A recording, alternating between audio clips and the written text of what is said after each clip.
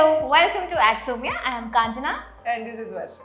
So, നമ്മൾ ഈ പരസ്യങ്ങളൊക്കെ കാണുമ്പോൾ കുറേ പേർക്കുള്ളൊരു സംശയമാണ് എന്താണ് ഈ copy writing and content writing എന്നുള്ളത്. കുറേ പേർക്ക് ആ ഒരു ഡൗട്ട് ഉണ്ട് അല്ലേ വർഷ? അതെ, അതായത് ഒരു അഡ്വർടൈസിംഗ് കമ്പനിയെ സംബന്ധിച്ചിടത്തോളം വളരെ ക്രൂഷ്യൽ ആയിട്ടുള്ള രണ്ട് എലമെന്റ്സ് ആണ് copy writing and content writing എന്ന് പറയുന്നത്. പക്ഷെ പലരുടെയും ധാരണ ഇത് രണ്ടും ഒന്നാണെന്നാണ്. പക്ഷെ ഇത് രണ്ടും സിഗ്നിഫിക്കൻ്റ്ലി ഡിഫറെൻ്റ് ആയിട്ടുള്ള എന്നാൽ ഏകദേശം സെയിം ആയിട്ടുള്ള രണ്ട് കാര്യങ്ങളാണ്. So Kanchana, what is copy writing? Okay, ഇപ്പോൾ വർഷ നമ്മൾ കണ്ടിട്ടുള്ള കുറേ പരസ്യങ്ങളുണ്ടാവും അല്ലേ? നമ്മൾ മുമ്പ് കുട്ടിക്കാലത്ത് കണ്ടിട്ടുള്ള പരസ്യങ്ങളായിരിക്കും, പക്ഷെ ചിലതൊക്കെ നമ്മുടെ മനസ്സിൽ ഇപ്പോഴും ഉണ്ട്. അതായത് ചില ബ്രാൻഡിന്റെ ഒക്കെ നമുക്ക് അതിനെക്കാട്ടിലും അവരുടെ പരസ്യങ്ങളാണ് നമ്മുടെ മൈൻഡിൽ നിൽക്കുന്നത്. അങ്ങനെയുള്ള പരസ്യങ്ങൾ യൂസ് ചെയ്യുന്ന ടാഗ് ലൈൻ ഒക്കെ നമ്മുടെ മൈൻഡിൽ വർഷയ്ക്ക് ഏതാ അങ്ങനെയുള്ള ഒരു പരസ്യം? ഉറപ്പായിട്ട് നമുക്ക് ആദ്യം ഓർമ്മ വരുന്നത് വിശ്വാസം.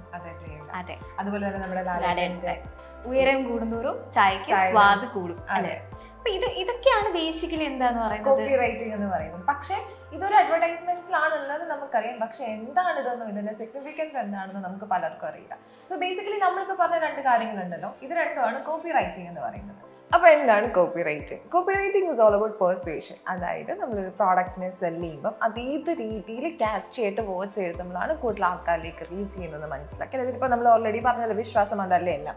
അതായത് ആ പ്രോഡക്റ്റ് സെല് ചെയ്യാൻ ഏറ്റവും കൂടുതൽ അവരുടെ ഒരു ഇമോഷനാണ് യൂസ് ചെയ്തിരിക്കുന്നത് അല്ലേ? വിശ്വാസം എന്നൊരു ഇമോഷനെ യൂസ് ചെയ്തിട്ട് ആൾക്കാരിലേക്ക് എത്തിക്കുന്ന ആ പരിപാടി തന്നെയാണ് കോപ്പി റൈറ്റിംഗ് എന്ന് പറയുന്നത്. മെയിനായിട്ട് ഇപ്പോൾ കോപ്പി റൈറ്റിംഗിൽ ഒരു ഇമോഷനോ അല്ലെങ്കിൽ എന്തെങ്കിലും അർജൻസിയോ അല്ലെങ്കിൽ ഒരു സ്കേസിറ്റിയോ ഒക്കെ ആയിരിക്കും അതിൽ റിഫ്ലക്ട് ചെയ്യുന്നുണ്ടാവുക.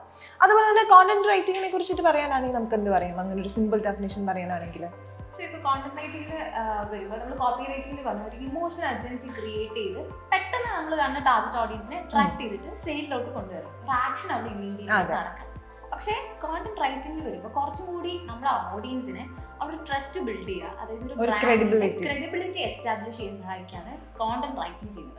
ഓൾസോ വർഷ പറഞ്ഞു കോപ്പി റൈറ്റിംഗ് ഒരു ഷോർട്ട് ഫോം ഷോർട്ട് ആയിരിക്കും, ക്യാച്ചി ആയിരിക്കും, ക്രിസ്പ് ആയിരിക്കും. മാക്സിമം എത്ര കുറച്ച് വേർഡ്സ് നമ്മൾ യൂസ് ചെയ്യും അത്രത്തോളം അത് ക്രിസ്പ് ആയിരിക്കും. അതാണ് കോപ്പി റൈറ്റിംഗിന്റെ ഒരു പ്രത്യേകത. പക്ഷേ കോണ്ടന്റ് റൈറ്റിംഗിലേക്ക് വരുമ്പോൾ വേർഡ് ലിമിറ്റ് വരുമ്പോൾ അതൊരു ലോങ് ഫോർമാറ്റ് കോണ്ടന്റ് ആയിരിക്കും. ഫോർ എക്സാമ്പിൾ, ഇതിൽ നിന്ന് ബേസിക് ആയിട്ട് മനസ്സിലാവുന്ന രീതിയിൽ പറഞ്ഞിട്ടുണ്ടെങ്കിൽ ഇപ്പോൾ ഫോർ എക്സാമ്പിൾ നമുക്കൊരു വെയിറ്റ് ലോസ് പ്രോഗ്രാം എടുക്കാം. അപ്പോൾ ഒരു വെയിറ്റ് ലോസ് പ്രോഗ്രാം ആണെങ്കിൽ ചിലപ്പോൾ അതിന് പരസ്യം എങ്ങനെയായിരിക്കും പോവുക? 10 ദിവസം കൊണ്ട് നിങ്ങൾക്ക് ഒരു കിലോ കുറയ്ക്കാം അല്ലാന്നുണ്ടെങ്കിൽ. അപ്പോൾ സ്ലോട്ട് കുറച്ചേ ഉള്ളൂ, പെട്ടെന്ന് തന്നെ നിങ്ങളുടെ സീറ്റ് ബുക്ക് ചെയ്യുക അല്ലെങ്കിൽ സ്ലോട്ട് ബുക്ക് ചെയ്യാന്നൊക്കെ പറഞ്ഞിട്ടായിരിക്കും നമ്മൾ പരസ്യങ്ങൾ കാണുന്നത്.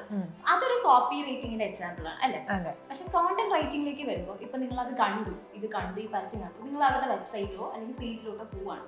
അപ്പൊ ഇതിനെ പറ്റിയുള്ള കൂടുതൽ ഡീറ്റെയിൽസ് വളരെ നല്ല രീതിയിൽ എക്സ്പ്ലെയിൻ ചെയ്ത് അവരവിടെ എഴുതിയിട്ടുണ്ടാവും. എന്താണ് വെയിറ്റ് ലോസ് പ്രോഗ്രാം, എങ്ങനെയാണ് നിങ്ങൾ അത് പാലിക്കേണ്ടത്, എന്തൊക്കെ റൂൾസ് ആൻഡ് റെഗുലേഷൻസ്. അതായത് ആ ഒരു ക്രെഡിബിലിറ്റി, ആ ഒരു ട്രസ്റ്റ്, വായിക്കുന്ന റീഡറിന് ഒരു ട്രസ്റ്റും ക്രെഡിബിലിറ്റിയും തോന്നാവുന്ന സോഴ്സിലായിരിക്കും എപ്പോഴും കോണ്ടന്റ് റൈറ്റിംഗ് നമ്മൾ പ്രിപ്പയർ ചെയ്യുക. വേറെ കോപ്പി റൈറ്റിംഗ് വരുമ്പോൾ അത് ശരിക്കും ഇവിടെ ഒരു ഇമോഷനാണ്. അതായത് വെയിറ്റ് ലോസ് ചെയ്യുക എന്ന് പറയുന്നത് ഇറ്റ്സ് ആൻ ഇമോഷനാണ്. നമ്മൾ ജനറേറ്റ് ചെയ്യുന്ന ഒരു ഇമോഷൻ ഉണ്ട്, ആ ഇമോഷനെയാണ് അവരത് സെയിൽസ് ആക്കാൻ നോക്കുന്നത്. ഓൾസോ നമ്മുടെ മുന്നേ ആ വർക്ക്ഔട്ട് പ്രോഗ്രാംസ് ഉണ്ടായിരുന്ന അവരുടെ സ്റ്റോറീസ്, അവരുടെ ടെസ്റ്റിമോണിയൽസ് ഒക്കെ ഉണ്ടാവും. ബേസിക്കലി ഇൻഫോർമേറ്റീവ് ആയിട്ട് ആൾക്കാരെ എഡ്യൂക്കേറ്റ് ചെയ്യുന്ന രീതിയിലായിരിക്കും കോണ്ടന്റ് റൈറ്റിംഗിന്റെ ഒരു ടോൺ വരുന്നത്. അതെ, അതുപോലെ തന്നെ മറ്റൊരു പ്രത്യേകത എന്ന് പറയുന്നത് content writing necessarily written articles മാത്രമാകണം എന്നില്ല. റിട്ടൺ ആർട്ടിക്കിൾസിന്റെ കൂടെ ഇമേജസ് വരാം, ബ്ലോഗ്സ് വരാം, അങ്ങനെ എന്ത് വേണമെങ്കിലും നമ്മൾക്ക് ആഡ് ചെയ്യാം. പക്ഷെ കോപ്പി റൈറ്റിംഗ് എന്ന് പറയുന്നത് മോസ്റ്റ് ബേസിക്കലി അതെപ്പോഴും ഒരു റിട്ടൺ ഫോമാറ്റ് മാത്രമായിരിക്കും ഉണ്ടാവുക. കോണ്ടന്റ് റൈറ്റിംഗിലോട്ട് വരുമ്പോൾ നമ്മൾ പറഞ്ഞു ലോങ് ഫോമാറ്റ് ആയിരിക്കും. അപ്പൊ അതിനൊരു സ്റ്റോറി ടെല്ലിംഗ് വേണമെങ്കിൽ നമുക്ക് ഇൻക്ലൂഡ് ചെയ്യാം, ഹ്യൂമർ എലമെന്റ് നമുക്ക് വേണമെങ്കിൽ ഇൻക്ലൂഡ് ചെയ്യാം. സോ അതിൽ കുറച്ചും കൂടെ ഇൻഫോർമേറ്റീവ് ആയിട്ട് ആൾക്കാരെ പല ഉദ്ദേശങ്ങളുണ്ട് കോണ്ടന്റ് റൈറ്റിംഗിലോട്ട് വരുമ്പോൾ. മറ്റതിൽ നമുക്ക് സെയിൽസ് പ്രൊമോട്ട് ചെയ്യണമെങ്കിൽ ആക്ഷൻ പ്രൊമോട്ട് ചെയ്യുക, ആൾക്കാരെ അട്രാക്ട് ചെയ്യിക്കുക. പക്ഷെ കോണ്ടന്റ് റൈറ്റിംഗിലോട്ട് വരുമ്പോൾ അവിടെ ഒന്നുകൂടെ ട്രസ്റ്റ്, ജനറസ് ആയിട്ട് എന്റർടൈനിങ് ആവാം. അതെ, അങ്ങനെ ഒരു ഇമോഷനും കൂടി ഇൻക്ലൂഡ് ചെയ്തിട്ടായിരിക്കും കോണ്ടന്റും ക്രിയേറ്റ് ചെയ്യപ്പെടുക. ഇനി സ്കിൽസിനെ കുറിച്ചിട്ട് സംസാരിക്കാനാണെന്നുണ്ടെങ്കിൽ കോപ്പി റൈറ്റേഴ്സും ഇതൊക്കെ ഇപ്പോൾ കോപ്പി റൈറ്റർ, കോണ്ടന്റ് റൈറ്റേഴ്സ് എന്താണെന്ന് ചോദിച്ചാൽ ഇതൊക്കെ ചെയ്യുന്ന ആൾക്കാർ, അല്ലെങ്കിൽ കോപ്പി റൈറ്റിംഗ് ചെയ്യുന്ന ആൾക്കാർ, അല്ലെങ്കിൽ കോണ്ടന്റ് റൈറ്റിംഗ് ചെയ്യുന്ന ആൾക്കാരെയാണ് നമ്മൾ basically content writers and copy writers എന്ന് പറയാം. അപ്പോൾ ഈ കോപ്പി റൈറ്റേഴ്സും കോണ്ടന്റ് റൈറ്റേഴ്സും പോസസ് ചെയ്യേണ്ട കുറച്ച് സ്കിൽസ് ഉണ്ട്. കോപ്പി റൈറ്റിംഗിലേക്ക് വരുവാണെന്നുണ്ടെങ്കിൽ ഫസ്റ്റ് സ്കിൽ എന്ന് പറയുന്നത് കമ്മ്യൂണിക്കേഷൻ. അതെ, അതായത് വളരെ നല്ല രീതിയിൽ നമുക്ക് എന്താണോ ആശയവിനിമയം ചെയ്യാനുള്ളത്, നമ്മുടെ മനസ്സിലുള്ള കാര്യം വളരെ വ്യക്തമായിട്ട്, അത് റിട്ടൺ മെറ്റീരിയൽ ആണ് ഇപ്പോൾ കോപ്പി റൈറ്റിംഗിലുള്ളത്. എഴുതുമ്പോൾ അത് നമ്മുടെ മനസ്സിൽ എന്താണുള്ളത് ക്രിസ്പ് ആൻഡ് ക്ലിയർ ആയിട്ട്, ഷോർട്ടായിട്ട് കുറെ എഴുതുമ്പോൾ കുറച്ച് റൂൾസ് ഉണ്ടാവും, ഗ്രാമർ റൂൾസ്, അതുപോലെ സ്പെല്ലിംഗ്, അതൊക്കെ ശ്രദ്ധിക്കേണ്ടതായിട്ടുണ്ട്. അതാണ് കുറച്ചൊക്കെ കമ്മ്യൂണിക്കേഷൻ ഇംഗ്ലീഷ് അല്ലെങ്കിൽ ഏത് ലാംഗ്വേജിലാണോ നിങ്ങൾ എഴുതേണ്ടത് ആ ലാംഗ്വേജിൽ അത്യാവശ്യം പ്രൊഫഷണൽ ആയിട്ടുള്ള ഒരാൾക്ക് മാത്രമേ കോപ്പി റൈറ്റിംഗ് ഒക്കെ എഴുതാൻ പറ്റും. അപ്പം നിങ്ങൾ എന്താണോ ഉദ്ദേശിക്കുന്നത് അത് അതേ രീതിയിൽ നിങ്ങൾക്ക് കമ്മ്യൂണിക്കേറ്റ് ചെയ്യാൻ പറ്റണം. അതാണ് വേണ്ട ഫസ്റ്റ് സ്കിൽ എന്ന് പറയുന്നത്, that is communication. The second skill എന്ന് പറയുന്നത് അറ്റൻഷൻ ടു ഡീറ്റെയിൽ. അതായത് നമ്മളൊരു പെർട്ടിക്കുലർ ഓഡിയൻസിനെ എപ്പോഴും ടാർഗറ്റ് ചെയ്തിട്ടായിരിക്കും കോപ്പി റൈറ്റിംഗ് പ്രസന്റ് ചെയ്യുക അല്ലേ. അപ്പം ഏത് ഓഡിയൻസിനെയാണ് നിങ്ങൾ ടാർഗറ്റ് ചെയ്യുന്നത്, അല്ലെങ്കിൽ അവരുടെ അറ്റൻഷൻ നമുക്ക് എങ്ങനെ സീക്ക് ചെയ്യാൻ പറ്റും, എന്തൊക്കെ ഡീറ്റെയിൽസ് ആണ് നമ്മൾ ശ്രദ്ധിക്കേണ്ടത്. ഇപ്പോൾ ഒരു പ്രോഡക്റ്റ് ആണെന്നുണ്ടെങ്കിൽ അത് എങ്ങനെ പ്രസന്റ് ചെയ്യുമ്പോൾ ആ ഓഡിയൻസിലേക്ക് എത്തുമെന്ന് മനസ്സിലാക്കി അതിനനുസരിച്ചിട്ട് നമുക്ക് കോപ്പി ചെയ്യാൻ പറ്റണം. അതിനെയാണ് അറ്റൻഷൻ ടു ഡീറ്റെയിൽ എന്ന് പറയുന്നത്. ഇനി ഒരുപാട് സ്കിൽസ് വരുന്നുണ്ട്, interpersonal skills, problem solving skills. ഇതൊക്കെ ഒരു കോപ്പി റൈറ്ററിനും ഒരു കോണ്ടന്റ് റൈറ്ററിനും ആവശ്യമായിട്ടുള്ള റിക്വയർഡ് സ്കിൽസ് ആയിട്ട്. ഇതിൽ വൈറ്റലായിട്ട് വരുന്നത് കാഞ്ചന പറഞ്ഞതുപോലെ ഇന്റർപേഴ്സണൽ സ്കിൽസ് തന്നെയാണ്. അതായത് ഇന്റർപേഴ്സണൽ സ്കിൽ എന്ന് പറയുന്നത് ഓൾറെഡി നമ്മൾ മെൻഷൻ ചെയ്തതുപോലെ നമ്മളൊരു പെർട്ടിക്കുലർ ഓഡിയൻസിനെ, നമ്മുടെ ടാർഗറ്റ് എപ്പോഴും ഒരു പെർട്ടിക്കുലർ ക്രൗഡാണ് അല്ലെങ്കിൽ ഒരു ഗ്രൂപ്പ് ഓഫ് ക്രൗഡ് ആയിരിക്കും.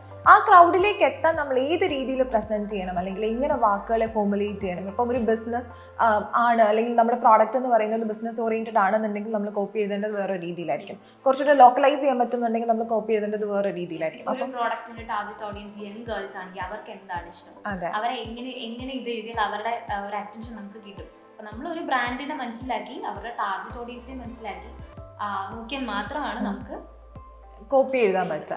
അതുകൊണ്ട് തന്നെ അത്യാവശ്യം നല്ല സോഷ്യൽ സ്കിൽസ് കോപ്പി റൈറ്റേഴ്സിന് വേണം എന്നുള്ളത് മാൻഡേറ്ററി ആണ്. പക്ഷേ കോണ്ടന്റ് റൈറ്റിംഗിൽ ഇങ്ങനെ വലിയ റൂൾസ് ആൻഡ് റെഗുലേഷൻസ് ഒന്നുമില്ല. മെയിൻ ആയിട്ട് വരുന്നത് ജനറസ് ആയിരിക്കണം, ഭയങ്കര എഫക്റ്റീവ് ആയിരിക്കണം. കമ്മ്യൂണിക്കേഷൻ ഭയങ്കര എത്രത്തോളം സിമ്പിൾ ആക്കാൻ പറ്റുമോ നമുക്ക് അത്രത്തോളം സിമ്പിൾ ആക്കാൻ പറ്റണം. അതുപോലെ തന്നെ ഭയങ്കര എഫക്റ്റീവ് ആയിരിക്കണം കമ്മ്യൂണിക്കേഷൻ.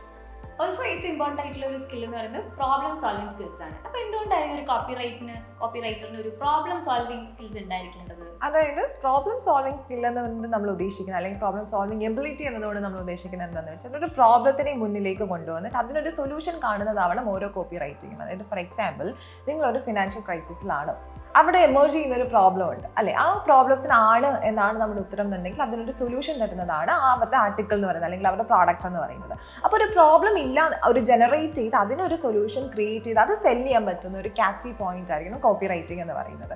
അപ്പോൾ ഇതും കോപ്പി റൈറ്റേഴ്സ് മാൻഡേറ്ററി ആയിട്ട് കീപ്പ് ചെയ്യേണ്ട ഒരു കാര്യമാണ്. സോ ഇതൊക്കെയാണ് സ്കിൽ സെറ്റ്സിന്റെ കാര്യം പറയുമ്പോൾ നമുക്ക് ഇമ്പോർട്ടൻ്റ് ആയിട്ടുള്ള പോയിന്റ്സ് എന്ന് പറഞ്ഞാൽ. അപ്പോൾ അതാണല്ലേ ഇന്നത്തെ video copywriting and content റൈറ്റിംഗിന്റെ ഡിഫറൻസസ് ആണ് ഇന്ന് നമ്മൾ ഡിസ്കസ് ചെയ്തത്. അപ്പോൾ ബേസിക് ആയിട്ട് എന്താണ് കോപ്പി റൈറ്റിംഗ്, എന്താണ് കോണ്ടന്റ് റൈറ്റിംഗ്, അതിന്റെ സ്കിൽസും അതെന്താണെന്നൊരു ഏകദേശം നിങ്ങൾക്ക് മനസ്സിലായി തന്നെ നമ്മൾ വിശ്വസിക്കുന്നു. അപ്പോൾ മറ്റൊരു വീഡിയോ ആയിട്ട് വീണ്ടും കാണാം. Until then, this is Varsha and this is Kanjana signing off. Bye. See you next.